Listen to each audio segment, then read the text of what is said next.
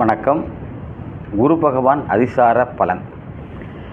அதாவது அதிசாரம் அப்படின்னா என்னென்னா, அங்கே தான் கொஞ்சம் விளக்கம் பார்க்க போகிறோம். பொதுவாக சூரியனை எல்லா கிரகமும் சுற்றி வருதில்ல. சுற்றி வரும்போது ஒவ்வொரு ராசி கட்டத்துலேயும் ஒவ்வொரு கிரகங்கள் இருக்கும். இப்போ சூரியன் ஒரு மாதத்துக்கு ஒரு கட்டம் மாறிக்கிட்டே இருக்கும். புதனும் அப்படி தான். செவ்வாய் 1.5 மாதத்துக்கு ஒன்று போகும். சுக்கிரன் 1 மாதத்துக்கு ஒன்று மாறும். குரு ஒரு வருஷத்துக்கு ஒரு கட்டம் மாறும். சனி பகவான் 2.5 வருஷத்துக்கு ஒன்று தான் மாறும். ராகு கேது 1.5 வருஷத்துக்கு ஒன்று மாறிக்கிட்டு இப்படி மூவ் ஆகிக்கிட்டே இருக்கும். இதில் என்ன, எல்லா கிரகமே கடிகார சுற்று, அதாவது வலகை பக்கமாக சுற்றிக்கிட்டே வரும் எல்லா கிரகமும்.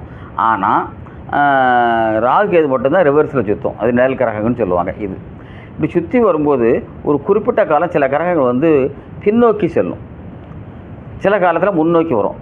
அதாவது அந்த நீள் வட்டத்தில் சுற்றும்போது நீள்வட்டத்தில் போகும்போது சில சமயத்தில் நம்ம கண்ணுக்கு அப்படி நிற்கிற மாதிரி தெரியும், இல்லைன்னா பெருசில் போகிற மாதிரி கண்ணுக்கு தெரியும்.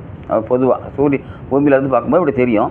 அதைத்தான் நம்ம ஆனால் பின்னாடி போகாது, ஒரு தோற்றம். அது மாதிரி பூமியினுடைய ஆக்ஷனில் பூமி ஈர்ப்பு திசையில் அதனுடைய மாற்றங்கள் இருக்கும் அந்த கட்டத்தில். அதை தான் வக்கரம் அல்லது அதிசாரங்காங்க. அதாவது ஒரு கிரகம் பின்னோக்கி போகும்போது வக்கரம்பாங்க, முன்னோக்கி வரும்போது அதிசாரம்பாங்க. இப்போ குரு பகவான் முன்னோக்கி அதிசாரம் பெறுதாருங்கிறதான் அர்த்தம்.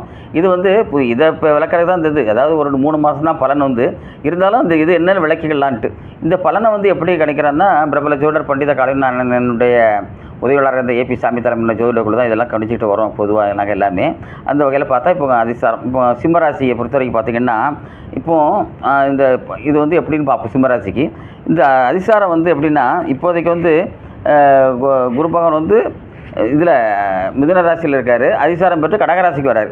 என்றைக்குன்னா 8/10/2025 அன்றைக்கி இந்த பயிற்சி நடக்குது. அதுக்கப்புறம் எவ்வளோ நாளைக்குன்னா 21/12/2025 வரைக்கும் கடகராசியில் இருப்பார். திருப்பி மிதுன ராசிக்கு போயிடுவார். இதுதான் அதிசாரம். இப்போ உங்களை பொறுத்த வரைக்கும் சிம்மராசியை பொறுத்த வரைக்கும் பார்த்திங்கன்னா, இதுக்கு முன்னாடி அவர் 11ஆம் இடத்துல இருந்தார் குரு பகவான்.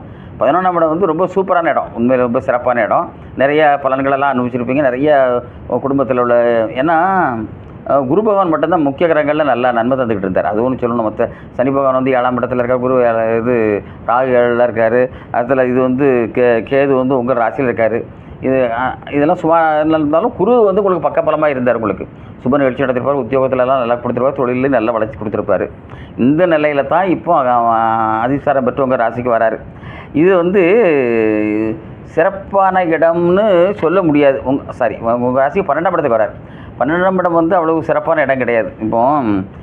ஆனால் அதை பற்றி நீங்கள் கவலைப்படணும்னு அவசியம் கிடையாது. ஏன்னா பொதுவாக 12ஆம் இடத்துல இருக்கும்போது சின்ன சின்ன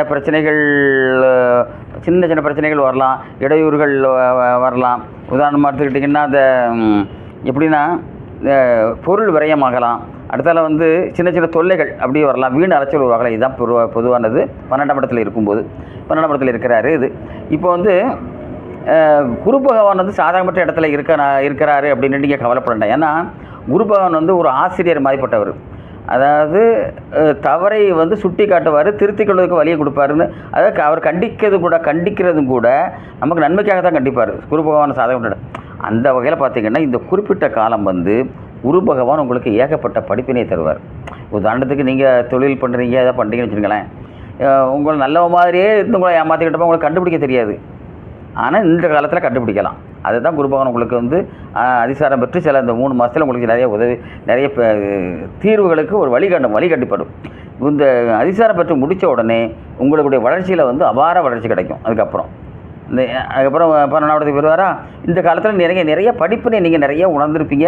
அதனால் அதை பற்றி நீங்கள் கவலைப்பட வேண்டாம். அதே நேரத்தில் ரொம்ப பின்னால் போய்க்கூடிய சூழ்நிலையும் வராது. ஏன்னா மற்ற கிரகங்கள், சின்ன கிரகங்கள் இருக்குல்ல. உதாரணத்துக்கு சூரியன் எடுத்துக்கிட்டுங்களேன். அது 15/11/2025 இப்போ 15/12/2025 வரைக்கும் சூப்பரான இடத்துல இருப்பார். அது மூலம் நல்லா உங்களுக்கு நிறைய நன்மை கிடைக்கும், பொருளாதார வளம் கிடைக்கும், எல்லாமே இருக்கும். அதுமாதிரி செவ்வாய் எடுத்துக்கிட்டிங்கன்னு வச்சுக்கலாம், 28/10/2022 வரைக்கும் அவரும் நல்லா இருப்பார். அதனால் பூமி நல்லா 28/10/2025 வரைக்கும் நல்ல பலனை கொடுப்பார் அவர்.